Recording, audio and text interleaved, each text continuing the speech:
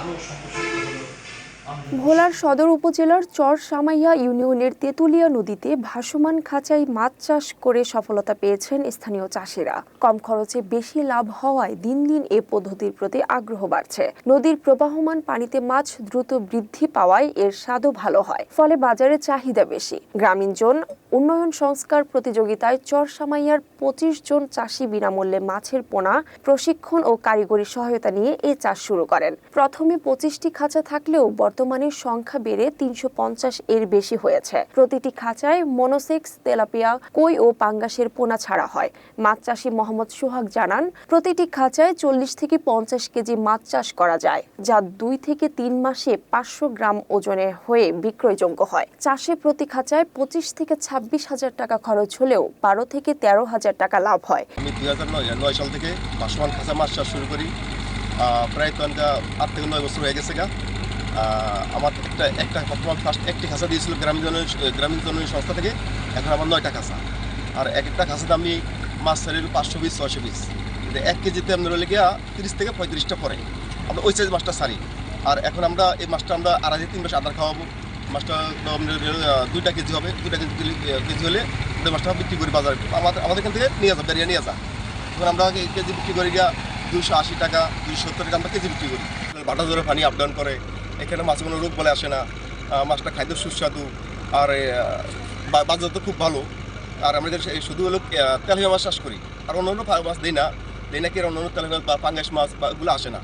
এগুলো বড় হয় না, শুধু তেলাপিয়া মাছটা বড় হয়। এই জন্য খাঁচার জন্য তেলাপিয়া মাছটা ঠিক আছে। মাছ চাষ করি, এই খাঁচাটা তৈরি করতে আপনার পরে ড্রাম লাগে, পরে আবার জাল লাগে, জিআই পাইপ লাগে, বাঁশ লাগে।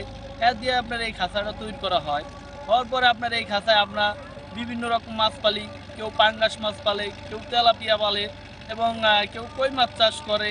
আবার কেউ আছে আপনার ওই যে আইর মাছ চাষ করে। এই মাছ চাষ করার উদ্দেশ্য হলো এক একজন এক এক কোয়ালিটির মাছ চাষ করে, তার দাম ভালো পায়। এটা নদীতে চাষ করার জন্য এটা মাছের স্বাদটা খুবই একেবারে নদীর মতো। এই জন্য এটার কাস্টমারের চাহিদা অনেক বেশি, দামও ভালো পাওয়া যায়। তার জন্য ভালো দাম পেয়ে আমরা খুবই লাভবান আছি। ভোলা জেলা মৎস্য কর্মকর্তা বিশ্বজিৎ কুমার দেব জানান, মৎস্য অধিদপ্তরের নীতিমালা অনুসারে বর্তমানে সরকারি বেসরকারিভাবে খাঁচায় মাছ চাষ জনপ্রিয় হয়ে উঠেছে। বেকার যুবকদের এই পদ্ধতিতে প্রশিক্ষণ দিয়ে স্বাবলম্বী করা হচ্ছে। আমাদের ভোলা জেলায় যেহেতু অনেক নদী খাল আছে, এখানে অনেক সম্ভাবনা আছে। ইতিমধ্যে অনেক চাষি, প্রায় 300-র উপরে খাঁচায় আমাদের ভোলা সদর, চরফ্যাশন সহ বিভিন্ন জায়গায় মাছ চাষ হচ্ছে। এই মাছ চাষে তাদের লাভ যেটা, অর্থাৎ তেলাপিয়া, পাঙাশ, কই এই জাতীয় মাছ তারা চাষ করছে, এবং দেখা যায় যে বছরে তারা এক একটি খাঁচা থেকে প্রায় 20 থেকে 30 হাজার টাকা নেট প্রফিটই করে।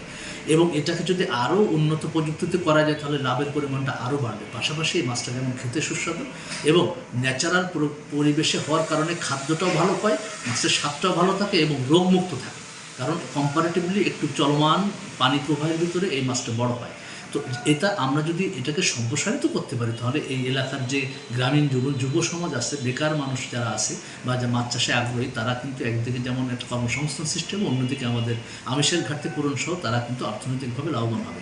আমরা ইতিমধ্যে তালিকা করেছি, প্রশিক্ষণ দিচ্ছি এবং সার্বক্ষণিকভাবে এই চাষিদের সাথে আমরা যোগাযোগ রেখেছি এবং বিভিন্ন কারিগরি জ্ঞান দিয়ে যাচ্ছি, যাতে রোগবালাই থেকে মুক্ত থাকতে পারে, গ্রোথটা আরও ভালো হয় এবং মাছের খাবারটার ক্ষেত্রে যাতে অপচয় না হয় এবং যাতে খাবারটা পরিমিত মাত্রায় দিয়ে মাছকে সঠিক পরিমাণে উৎপাদন তারা লক্ষ্যমাত্রা অর্জন করতে পারে।